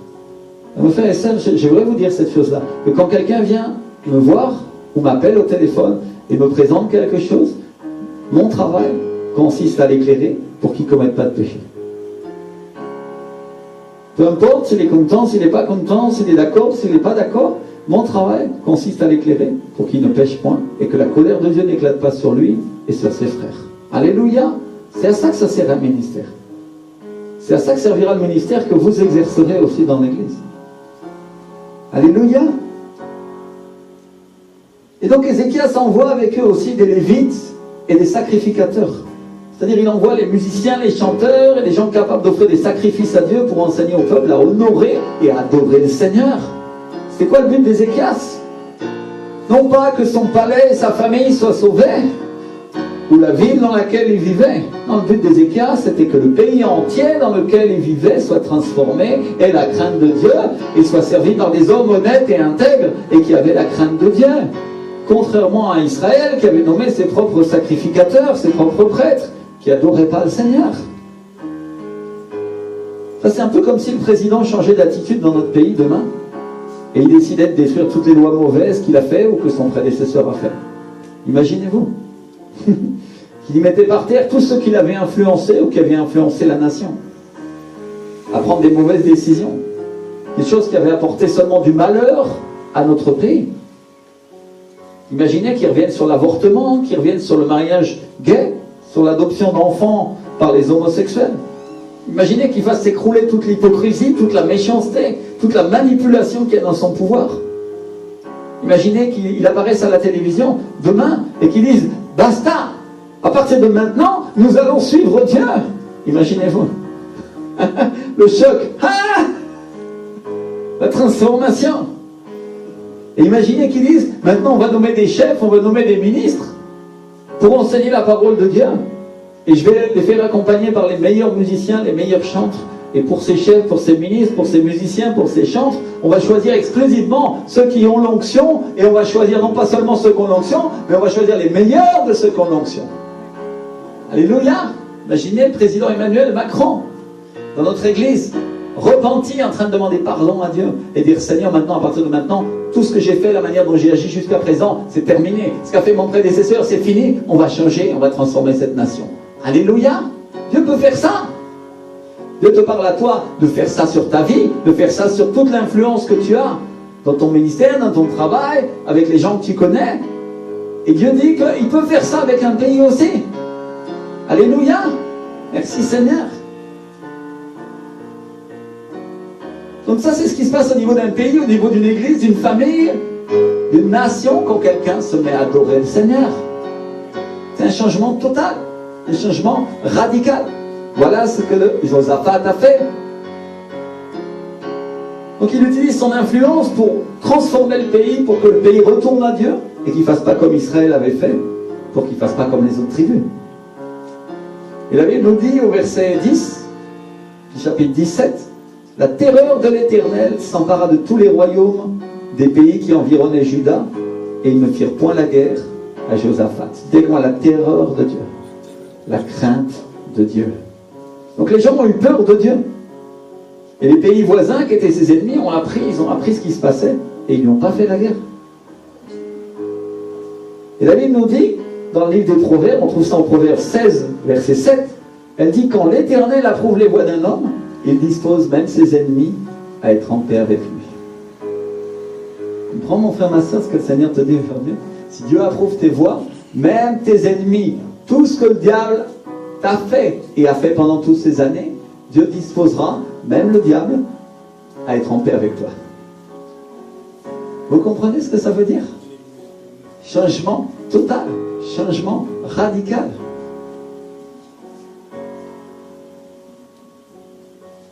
C'est arrivé à Salomon, c'est arrivé à Josaphat, et c'est arrivé à Joseph.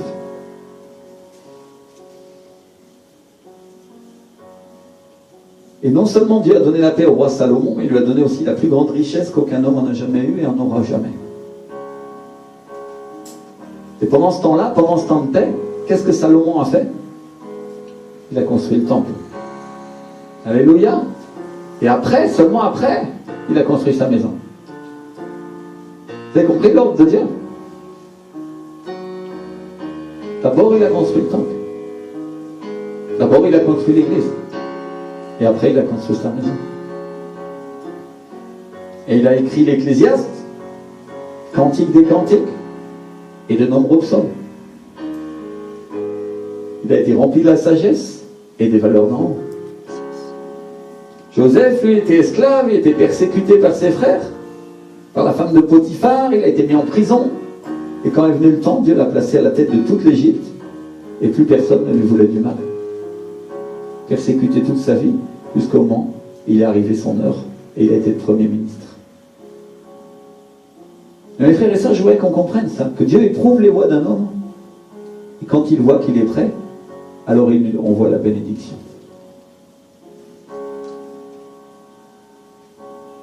Alors je vais parler un petit peu de mon église encore. Parce que l'autre jour, j'étais en train de regarder les serviteurs de Dieu à Vivamiento.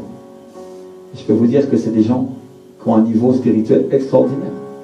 Oh, peut-être pas le petit garçon qui sert et qui empêche les filles d'approcher, mais lui, il est en train d'apprendre et il en sait déjà pas mal. Il en sait déjà plus que certains chrétiens en France. Mais ce que j'ai vu, dans mon cœur, je me suis demandé, j'ai dit, comment je vais faire? Combien de temps je vais devoir attendre pour avoir des serviteurs aussi expérimentés, aussi formés? C'est le désir d'un pasteur, non? Avoir une église qui marche. Et j'ai pensé à moi, j'ai pensé au temps où j'avais été éprouvé, au temps que j'avais mis pour en arriver où je suis. Et je dis ça parce qu'un jour, j'étais intransigeant avec les gens de l'église, parce qu'ils ne comprenaient pas.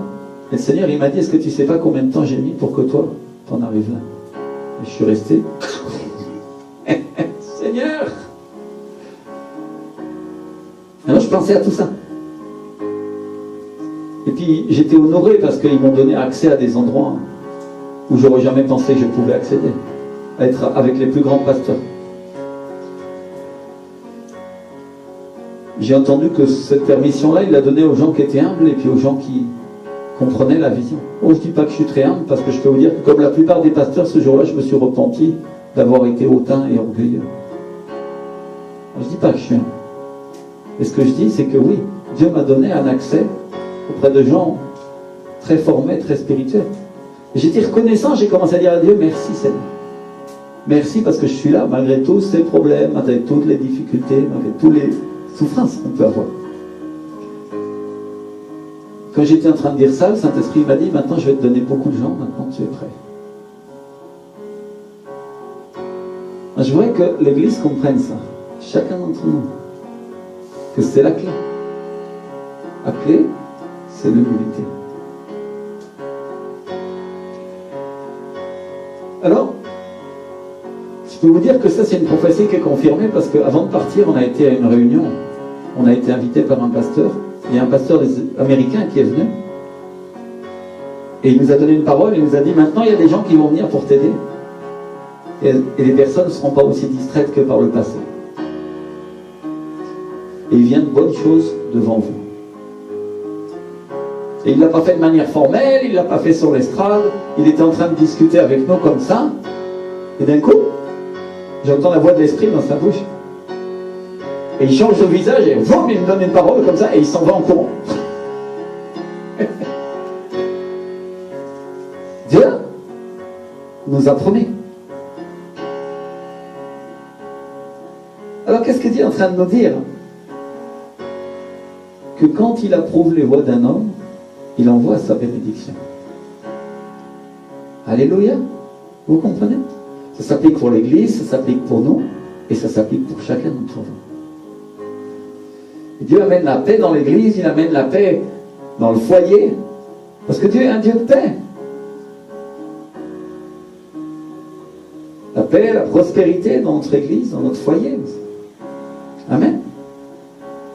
Merci Seigneur. C'est une promesse pour nous et c'est une promesse aussi pour l'Église. La Bible nous dit au verset 11 que les Philistins ont apporté à Josaphat des présents et un tribut en argent. Et les Arabes lui ont amené aussi du bétail, 7700 béliers, 7700 boucs. Les ennemis, les voisins, leur ont apporté des richesses. Donc qu'est-ce que je suis en train de dire, mon frère, ma soeur? Que quand Dieu t'aura éprouvé, quand il aura approuvé tes voies, même tes ennemis seront en ta faveur et ils t'apporteront des cadeaux. Certains ils sont en train de se dire, j'ai du chemin à parcourir encore. Oui, peut-être, mais ça viendra. La Bible, elle nous parle d'un tribut en argent. Ça, c'est une offrande, c'est un cadeau qu'on amène au roi. Je ne sais pas si vous comprenez ce que ça veut dire, ça. C'est-à-dire, Dieu est en train de dire, ils vont reconnaître ta qualité de prince, ils vont reconnaître ta qualité de fils de roi. Que là où tes ennemis te volaient ton argent, à partir de maintenant, ils vont commencer à t'en donner pour que tu les laisses tranquilles. C'est-à-dire, ils vont te craindre.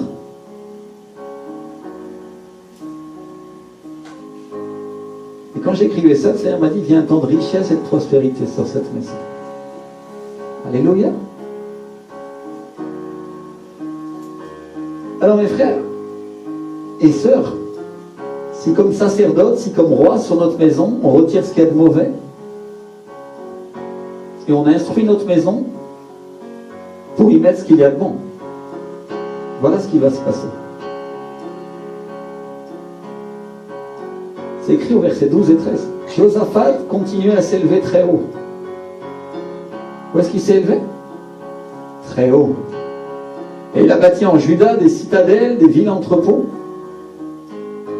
des villes fortifiées, perchées sur le rocher. Jésus, c'est notre rocher, non? Des villes pour stocker nos richesses. Dieu ne parle pas de maison, il parle de villes. Alléluia. Merci Seigneur. Et David dit qu'il a fait exécuter beaucoup de travaux dans les villes de Juda. Et quand on fait des travaux, quand tu fais des travaux dans ta maison, c'est parce que tu as les moyens. Ça coûte de l'argent. Et ça coûte du travail. Et c'est parce qu'on veut améliorer aussi. Parce que Dieu donne les hommes, les ouvriers. Et j'ai eu l'occasion de visiter mon église en détail, et je peux vous dire. Il y a quelques années, j'y étais allé avec Patrick. Et ils avaient un entrepôt de l'autre côté de la rue, tu te souviens, de 10 000 personnes en plus, avec une vidéo, parce que la salle principale était pleine. ils avaient un problème, ils n'arrivaient plus à mettre les gens. Alors ils avaient loué cette salle de l'autre côté.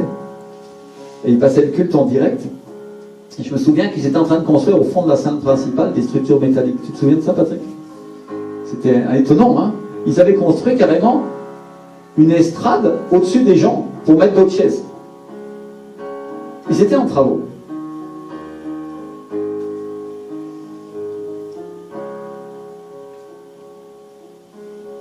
Et aujourd'hui, ils se sont agrandis, ils ont racheté les entrepôts voisins, ils ont agrandi la salle et ils ont arrêté de louer l'autre entrepôt. La salle est à eux. Ils l'ont payée. Et ils n'avaient pas l'argent. Ça, c'est incroyable. Ils ont fait des travaux, ils ont fait des travaux, ils ont fait des travaux. Ils sont continuellement en travaux. Ils ont fait des travaux dans l'immeuble qui est à l'entrée. Ils ont fait leur bureau, ils ont construit des cabines en verre suspendues pour les traducteurs pour qu'ils puissent traduire le culte en direct. Ils ont un studio de télé, ils ont la radio, ils ont des locaux insonorisés, professionnels. Ils ont des niveaux destinés à l'enseignement des enfants. Ils ont un endroit pour faire l'école, le collège biblique. Tout ça, ils l'ont fait. Il y a des lieux agréables et Dieu leur a donné le meilleur. Ils ont installé une plateforme énorme avec un écran géant qui vaut une fortune par la foi. C'est-à-dire, ils ont fait des travaux. Vous comprenez ce que j'essaie de dire? Et aujourd'hui, ils vont faire quelque chose d'encore plus grand. On en a parlé l'autre fois. Ils vont construire, ils vont arracher les piliers pendant la semaine en travaillant jour et nuit. Et ils vont construire des piliers plus hauts pour construire un temple au-dessus du temple pendant que le temple marche. On peut dire que c'est une église qui est continuellement en travaux. Des gens qui travaillent. Des gens qui sont bénis, qui ont la faveur de Dieu, qui obéissent au Saint-Esprit.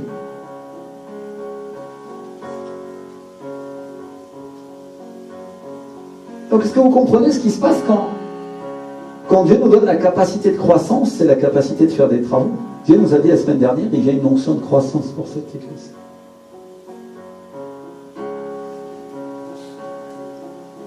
La Bible nous dit aussi que Josaphat, il avait à Jérusalem des vaillants hommes pour soldats. Alors certains vont dire, à quoi ça sert d'avoir des soldats? Ça sert à quoi, Claude, d'avoir des soldats? À faire la guerre. Mais pourquoi on fait la guerre? Pour se défendre. Et il y a un autre aspect aussi. Pour conquérir, dit ma femme. Alléluia. Ouais. On fait la guerre pour conquérir. Et la Bible nous parle de 960 000 hommes de guerre, si on les additionne. Certains qui avaient l'épée, d'autres avec des arcs et des flèches, tous préparés pour la guerre. Dites avec moi, préparés.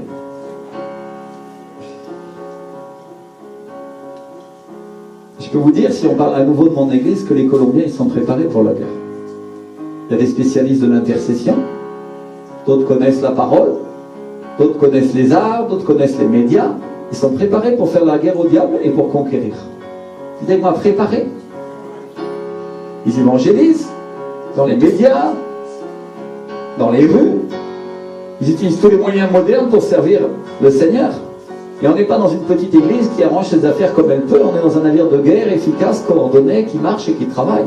Alléluia. Mais on est avec des gens qui sont préparés et qui obéissent au Saint-Esprit.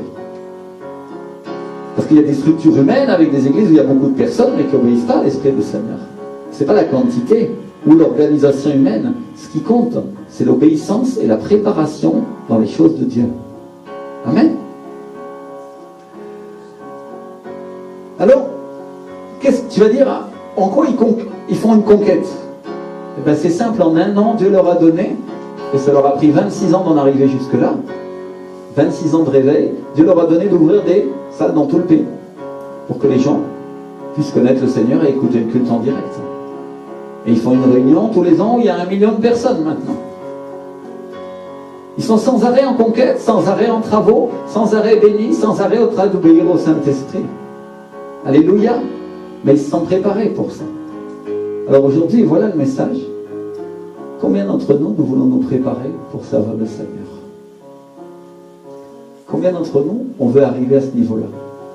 Et on veut suivre la vision et obéir à Dieu et connaître plus la personne du Saint-Esprit pour pouvoir faire ce que Dieu nous appelle à faire et entrer dans des temps de conquête. Combien d'entre nous, on veut ça? Parce que si c'est ce qu'on veut, on va commencer à étudier la parole aussi. Alléluia. Dieu va nous donner la possibilité, à partir du mois de septembre, je pense, de commencer à étudier la parole et à approfondir des choses en plus.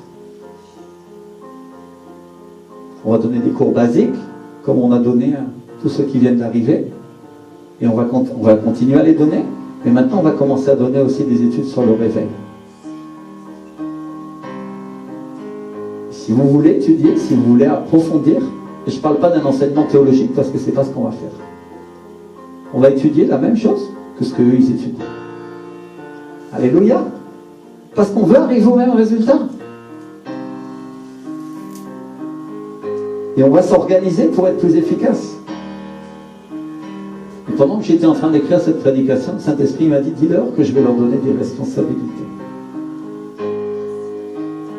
Et Dieu va choisir des chefs parmi vous.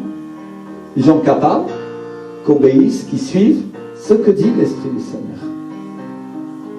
Et les chefs, c'est des gens comment? Capables, qui ont la crainte de Dieu. Dis-moi la crainte de Dieu. Qui ne sont pas intéressés par l'argent ou corruptible. Et qui sont comment? Intègres. Intégrité de cœur avec le Seigneur. Donc on parle de gens fidèles, de gens honnêtes, de gens qui servent, qui ont un cœur de serviteur et qui ont un cœur pour Dieu. Et qu'est-ce que Dieu va faire pour que ces gens deviennent capables? Il va les éprouver. Alléluia. Moi je vois qu'on se lève et puis que tous ceux qui veulent servir aujourd'hui, qui disent Seigneur, aujourd'hui je sais que tu appelles des serviteurs, Seigneur, des servantes, Seigneur. Je sais que tu veux que mon cœur grandisse, Seigneur, pour que je devienne mature dans les choses de la foi, Seigneur. Aujourd'hui, mon Dieu, je te prie, Saint-Esprit, Seigneur, utilise-moi. Commence à prier, c'est entre toi et Dieu. Utilise-moi, Seigneur, forme-moi, Seigneur. Prépare-moi pour que je sois capable de servir, Seigneur, dans ce réveil, Seigneur, qui vient bientôt. Dans ces choses qui sont en train d'arriver aujourd'hui, Seigneur. Ô Éternel, utilise-moi, Seigneur. Prépare mon cœur, transforme-le pour que je sois ton serviteur, je sois ta servante, Seigneur. Un homme qui marche dans les voies de son père David. Dis avec moi, Seigneur, fais-moi marcher dans les voies de David, Seigneur. Aide-moi à être obéissant au Saint-Esprit, Seigneur. Peut-être que comme David, je ne suis pas parfait. Peut-être, moi aussi, je pêche, je suis plein de péchés, Seigneur. Mais je sais qu'en marchant et pendant la marche, Seigneur, tu vas m'aider à expérimenter tes voies. Et tu vas me donner la force, Seigneur, de mettre à terre toutes les idoles de mon cœur, Seigneur. Dis-lui au Seigneur. Je sais que tu vas me donner cette force, Seigneur. Cher Saint-Esprit, tu vas me rendre capable d'être obéissant, d'être un serviteur intègre et humble, Seigneur. Et tu vas épurer mon cœur, Seigneur. Tu vas le préparer, tu vas le protéger, tu vas le préserver, Saint-Esprit. Commence à clamer pour ta propre vie. Fais ta propre prière maintenant et dis-lui, Seigneur, ô Éternel, utilise-moi à moi, Seigneur. Utilise-moi, Seigneur. Peut-être tu as déjà commencé à m'utiliser. Peut-être je suis déjà un serviteur, une servante, Seigneur. Mais Seigneur, je ne veux pas qu'il y en ait d'autres qui passent devant moi, Seigneur. Qui ont un meilleur cœur que moi, Seigneur.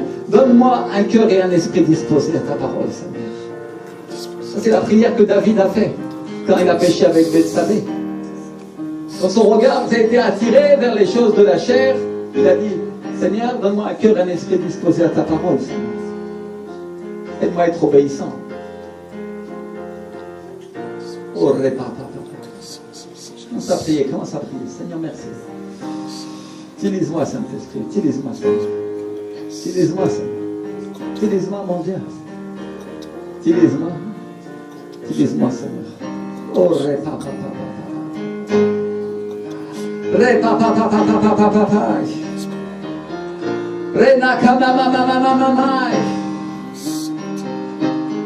le Seigneur te dit, Patrick, parce que tu as été intègre, Dieu va t'élever au-dessus de tes frères et tu vas devenir un enseignant de la parole, dit le Seigneur. Oh, approche-toi, Patrick, un instant, s'il te plaît. Viens devant un instant. Seigneur, nous t'exaltons. Seigneur, nous honorons ton saint nom, mon Dieu. Seigneur, nous l'élevons, Seigneur. Merci pour mon frère Patrick, Seigneur.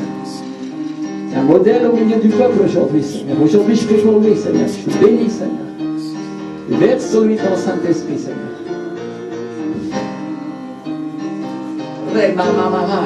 Verse sur lui ton Saint-Esprit, Seigneur. Modèle de croissance parmi le peuple. Modèle d'obéissance. Obéissance à Dieu. Obéissance à Dieu. Intégrité de cœur. Parce que tu as été intègre, fidèle et droit. Le Seigneur dit, je t'honore et je t'élève au-dessus de tes frères. Et tu seras un modèle pour retenir le Seigneur. Ainsi ils verront en toi et au travers de toi.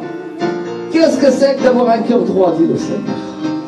Oh, car dans tes épreuves et tes difficultés, tu as été trouvé fidèle, se dit le Seigneur. Et je vais relever ta femme, dit le Seigneur. Viena Santa. Et vous me servirez ensemble, dit le Seigneur.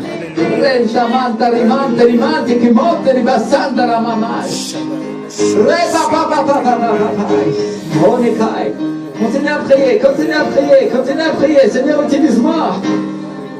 Relève-moi, Seigneur.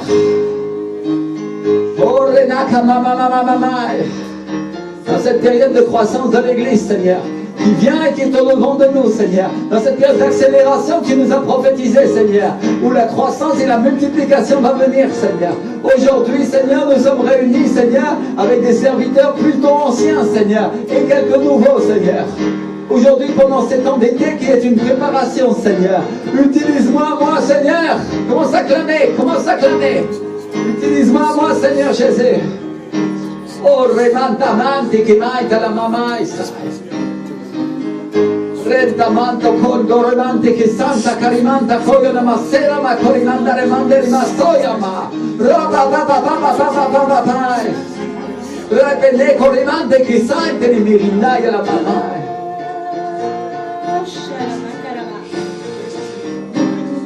Le Seigneur te dit, j'enverrai les signes et j'enverrai les prodiges au milieu de l'église et vous les verrez, dit le Seigneur. Vous les verrez. Quand mon peuple se réunira pour louer, le Seigneur dit, il y aura des guérisons, il y aura des prodiges et des miracles parmi le peuple. Et vous entendrez un frère crier parce qu'il aura été guéri et l'autre tombera sous la puissance de l'Esprit, dit le Seigneur. Sans que nul ne le touche, dit le Seigneur.